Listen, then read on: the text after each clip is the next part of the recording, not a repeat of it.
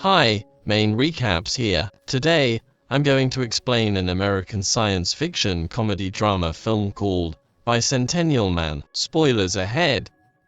This humanoid robot slowly evolves into a human, although it was actually made to do housekeeping. He also changes his appearance to look like a real human and replaces his medical workings with artificial organs. He begins to feel emotions and falls in love with a woman, eventually doing exercise in bed with her. In 2005, a large metal box is delivered into a family home. While the delivery men are carrying the large box into the house, a man named Richard calls his whole family to come downstairs. The delivery men open the large box, revealing the NDR series humanoid robot called Andrew.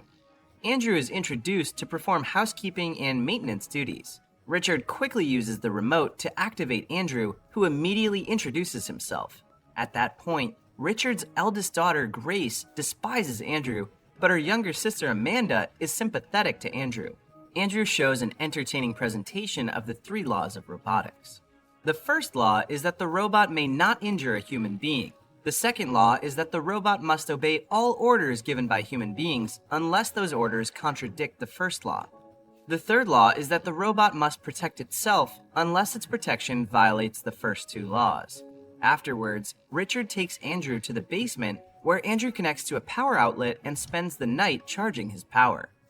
The following day, Grace and Amanda go to school while Richard leaves for work. They leave Andrew with Richard's wife, Rachel, who begins to feel uncomfortable with Andrew's presence. As a result, she orders Andrew to clean out the basement all day.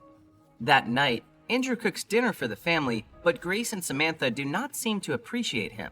After dinner, Grace calls for Andrew to go upstairs and orders him to jump out the window. Andrew follows her orders without questioning. Consequently, Richard finds Andrew slightly damaged and quickly calls his children to come downstairs. Richard reprimands them that even though Andrew is a robot, they must take care of him and treat him like an actual person. Grace and Samantha are sent off to bed, while Andrew goes down to the basement for self-repair. The next morning, the family goes to the beach where Andrew watches Amanda playing with her toys. When Amanda gives her favorite glass horse figurine to Andrew, he accidentally breaks it. Amanda gets angry and orders Andrew to leave her alone. Seeing driftwood nearby, Andrew comes up with an idea to make amends to Amanda. He gathers it and learns to carve by reading some books in the basement. Andrew eventually manages to carve a new wooden horse figurine and leaves it on Amanda's bed. The new figurine delights Amanda. In return, Amanda gives Andrew one of her dolls. During breakfast, Richard marvels at Andrew's creativity and ability to make the wooden figurine that he carved himself. Richard believes that Andrew was lying, but Andrew plainly replies that he could not lie unless he was ordered to. At night, Richard hears classical music playing from the basement. He follows the noise and finds Andrew listening on an old phonograph, which he has fixed himself. The following morning, Richard takes Andrew to the robotics company that made him. Richard meets the CEO and inquires if Andrew's creativity was part of his programming. The CEO immediately claims that this is a problem and offers to scrap Andrew. Hearing this, Richard is annoyed by the offer and thinks that the CEO should see Andrew's eccentricities as important and unique, not as mistakes that need to be fixed. Despite the CEO's attempts to negotiate, Richard eventually turns down the offer and takes Andrew back home. On their way home, Richard makes changes to Andrew's workload. He will no longer just focus on housework, but spend time continuing his creativity and exploring other humanities. Over the next few days, Andrew spends his time making clocks similar to Richard's work. Not only that, he also spends time with Richard every night discussing about the ways of human life. Andrew ends up learning about humans, how they reproduce, how to understand humor, and how to tell jokes. While the family is having breakfast, Andrew reads them a series of inappropriate jokes. He also learns to play piano with help from Amanda. A few years later, Amanda has grown into a beautiful young woman. She has also grown closer to Andrew. On the other hand, Grace has bleached her hair and has entered her rebellious phase. Andrew has become a clockmaker, but all his clocks keep ringing every hour. Rachel says she cannot stand the noise anymore, so Richard comes up with an idea to sell the clocks that Andrew has made all along and keep the money. However, Amanda argues that the money should go to Andrew since he does all the work. Richard agrees, but reminds Amanda that she should not invest her feelings in Andrew because he is still a robot. After making a sizable fortune selling the clocks, Richard helps Andrew to open a bank account with the help of their family's lawyer.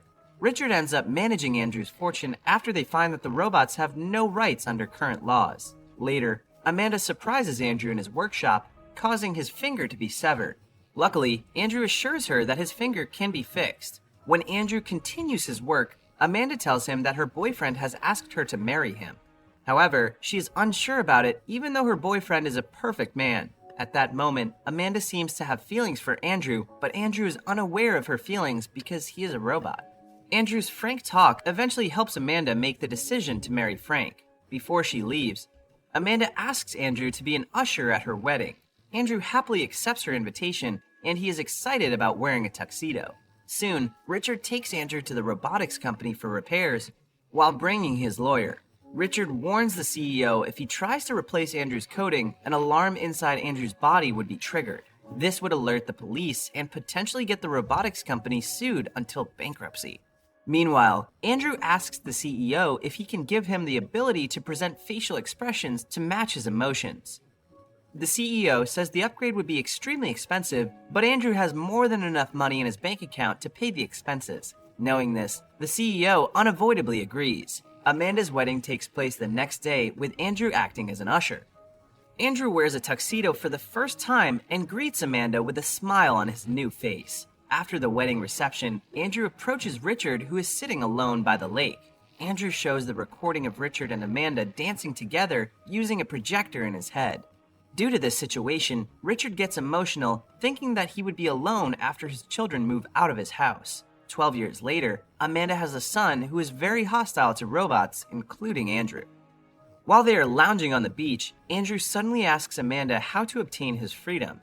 Andrew does not want to leave the family or stop working for them, but on the other hand, he also wishes to be free to choose. Fortunately, Amanda understands him and decides to help Andrew talk to Richard. Later that night, Andrew approaches an elderly Richard and presents him with a check of all his money in exchange for his freedom. Wounded by this, Richard is upset and accuses Amanda of planting these ideas in Andrew's head. She reassures Richard that it happened naturally as Andrew continues evolving over time. The next morning, Richard returns the check to Andrew and grants him his freedom on the condition that he may no longer reside at Richard's home. With his newfound freedom, Andrew decides to live by the beach and ends up building his own wooden home. He lives alone for the next 16 years, learning more about the world. One day, Amanda visits Andrew's home and tells Andrew that Richard has asked him to come to his house. They go back to the house and find Richard lying on his deathbed. Richard finally admits that he was wrong and Andrew was right in asking for his freedom. He holds Andrew's hand and apologizes to him for banishing him before he dies. Following Richard's death, Andrew goes on a quest to find other NDR series robots similar to him.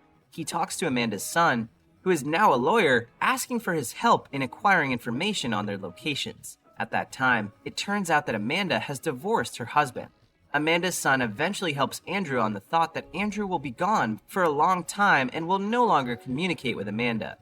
Andrew appears to have won the case and starts traveling around the world searching for the surviving NDR series robots. Several years have passed and he still has not found any of them. During this time, he frequently communicated back to Amanda by writing letters to her about his journey.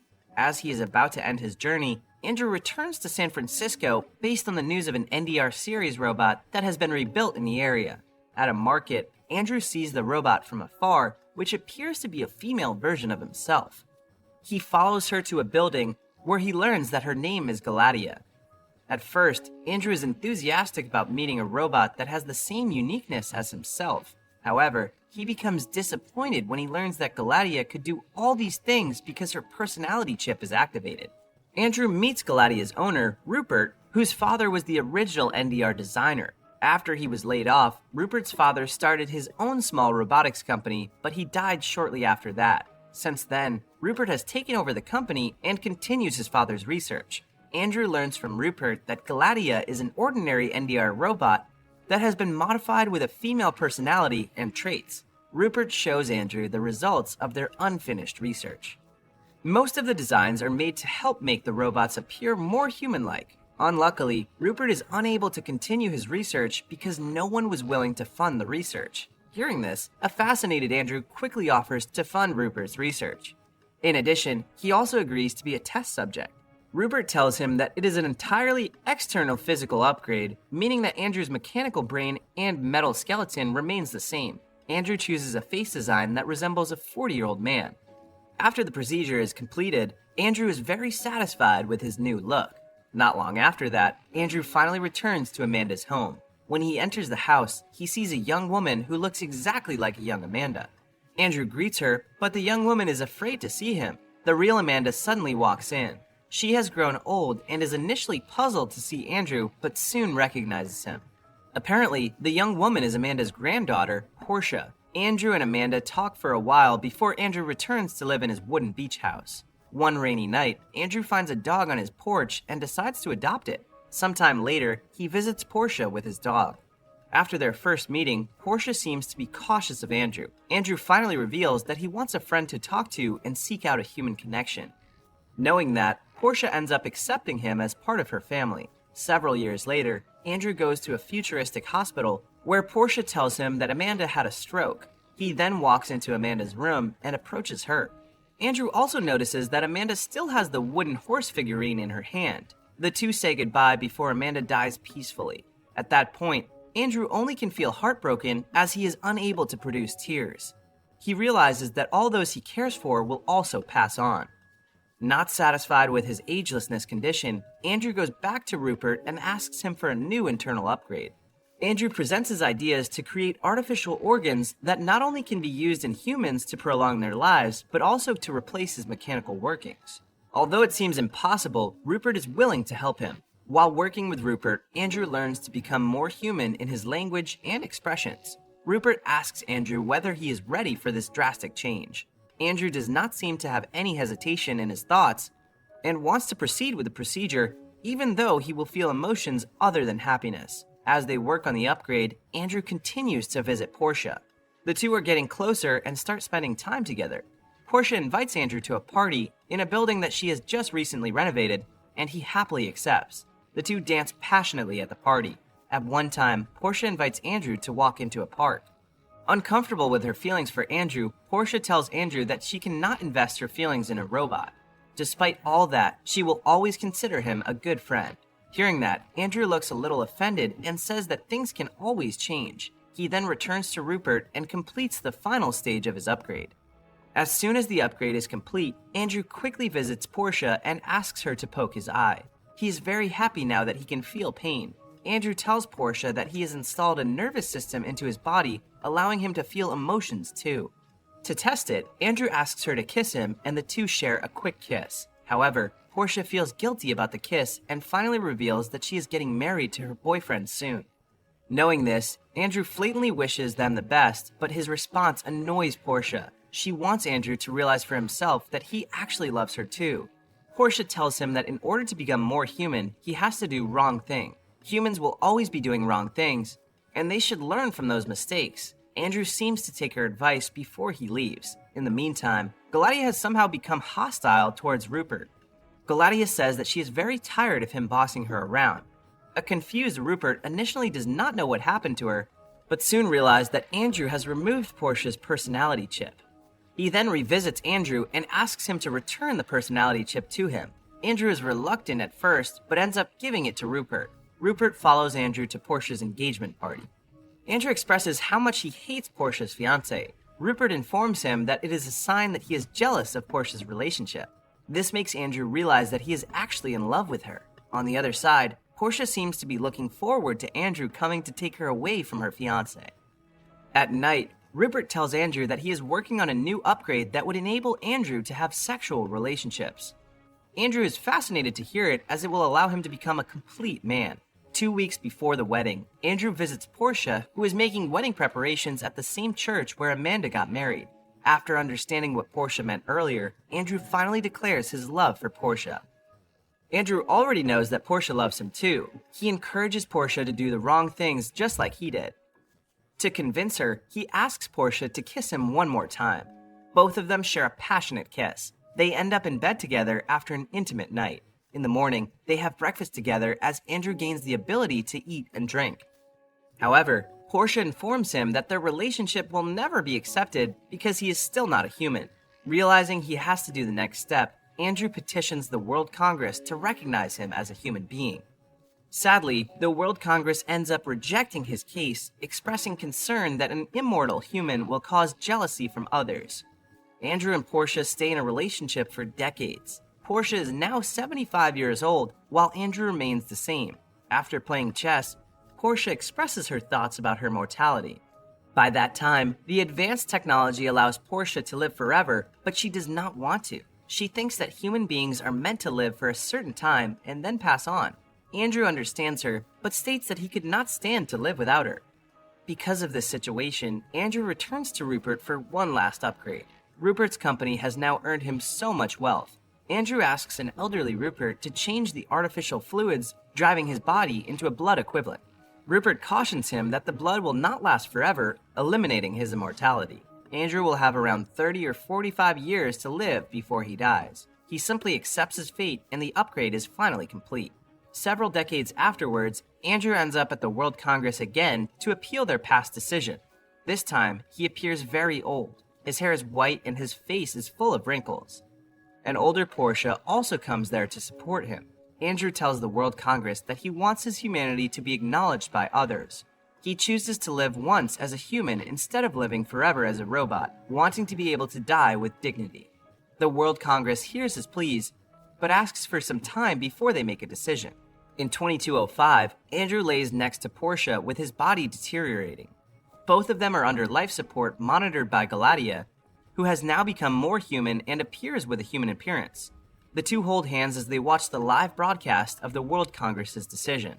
The World Congress finally recognizes Andrew as a human being. He becomes the oldest human in the world with an age of 200 years. This also validates his marriage to Portia.